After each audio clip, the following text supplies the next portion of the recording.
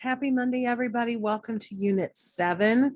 This is the big week because, of course, this is the week you're going to be submitting your finalized versions of your argument essay.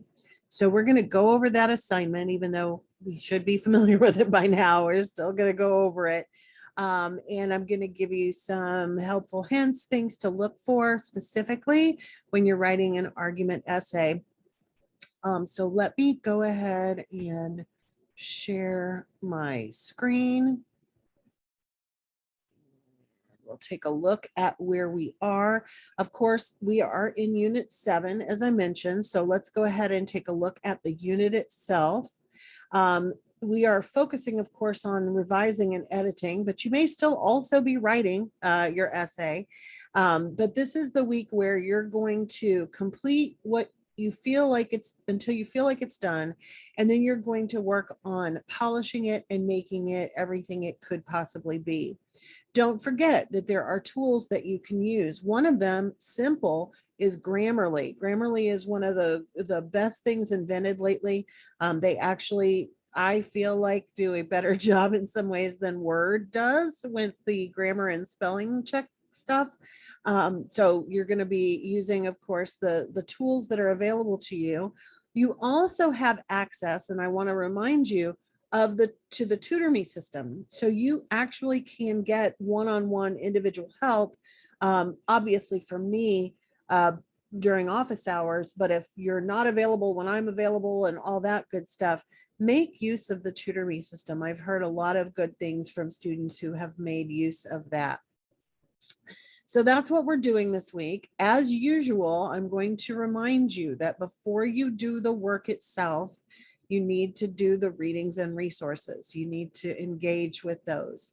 There are reading assignments on revising and editing, as well as a super short video. The video is only 2 minutes and 13 seconds. So please take the time to learn about revision before you are really finalizing your paper.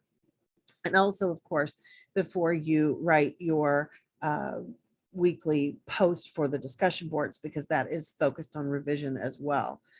So with that being said, let's look at that assignment, because that is your first assignment that's due on Wednesday, your own post. Your Unit 7 discussion board is about revision. So here's what you're going to respond to. Some people really love revision. Other people prefer just to hand in what is required of them without revising or changing any of the assignment. Consider the following questions about revision. What is your opinion on revision, and how often do you revise your work?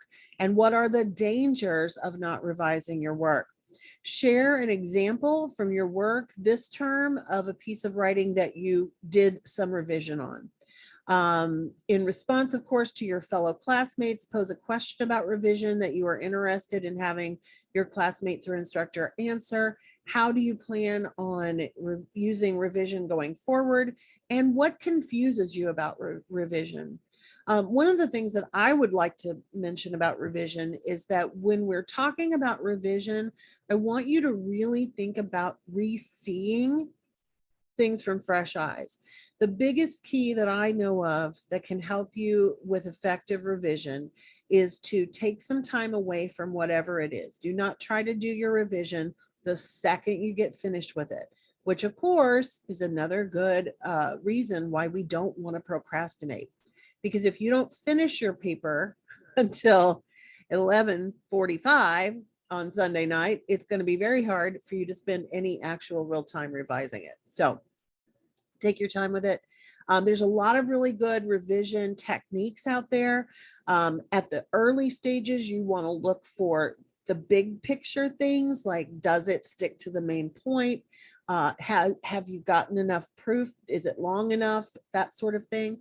And does it make sense logically? Like, does the paper flow? And that is one of the key places where I feel like having another human being read your work can really help you, because they're going to catch things in your paper that don't make sense, that made sense to you because of course you wrote it. So I believe that revision is a group effort.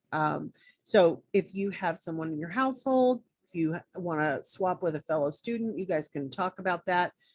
There's a lot of cool things that you can do with revision, but please take some extra time and think about that this week, because of course that's our main goal.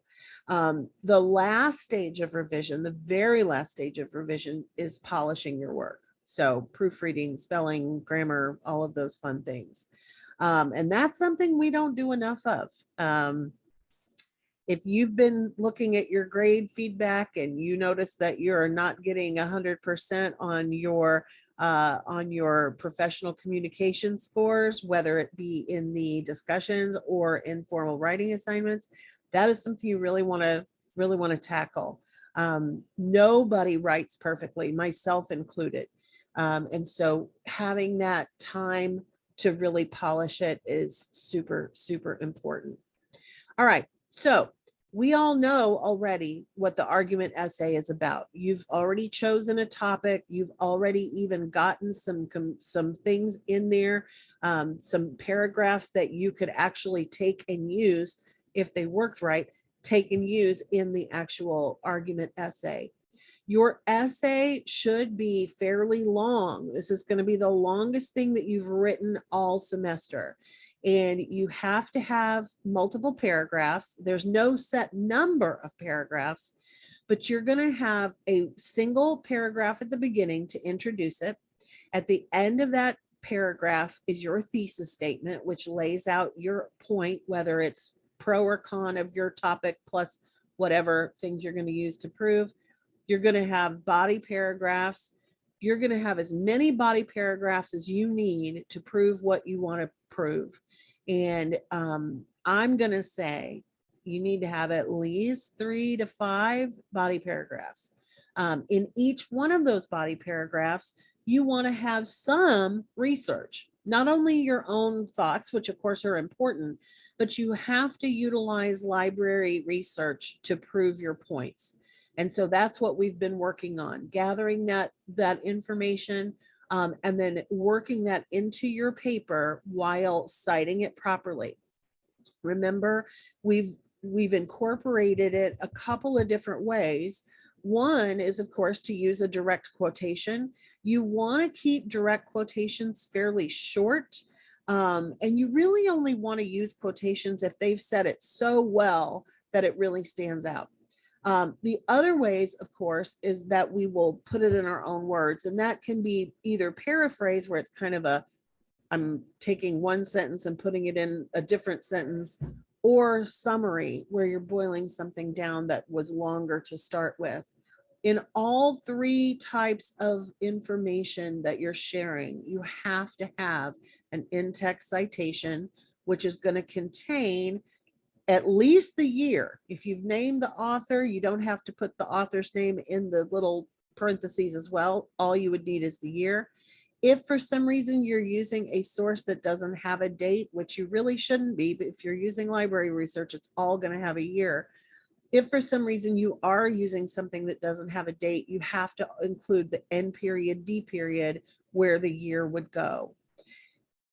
If there's no author, then we use the title. That is what goes in the parenthetical citation, and still the year. So all of the stuff that you need to know to create your citations properly are in the previous course materials. Everything you need to know goes all the way back to the very first unit, where we learned about how to set up an APA document. In the second unit, we looked at incorporating a quote and still having a reference page. All of those things work together. So your document will have a cover page.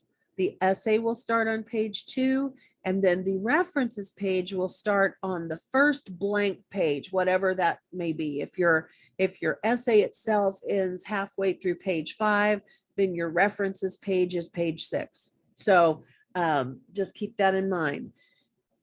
Those templates are always available. I have also posted some Word documents in the announcements.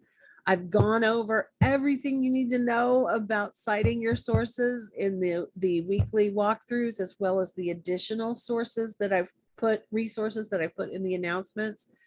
So everything you need to know is in this course, but you got to use it. Okay. So if you have problems, you have questions, please reach out. I'm happy to help. But you've got the tools that you need to do this. In the assignment, we also have 2 documents. One is a checklist for revision.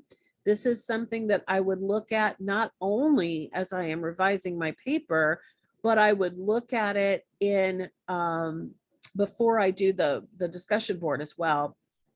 And then, of course, the major assignment sheet, which is what I keep pointing out. This is where everything you need to know is. This is it has all the requirements. It has everything that you need to know. It also has your rubric. So this is how your grade is determined. You want to make sure that you review that both before and after you complete your paper, and especially important before you turn it in. Don't forget about Tutor Me if you want some extra help with it. But there you go. Those are your marching orders for Unit 7. So we are on the verge of being done.